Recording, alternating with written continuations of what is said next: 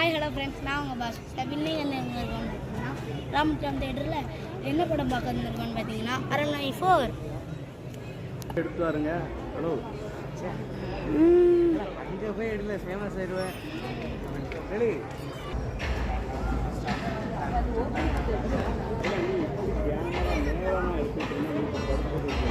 இப்போ light light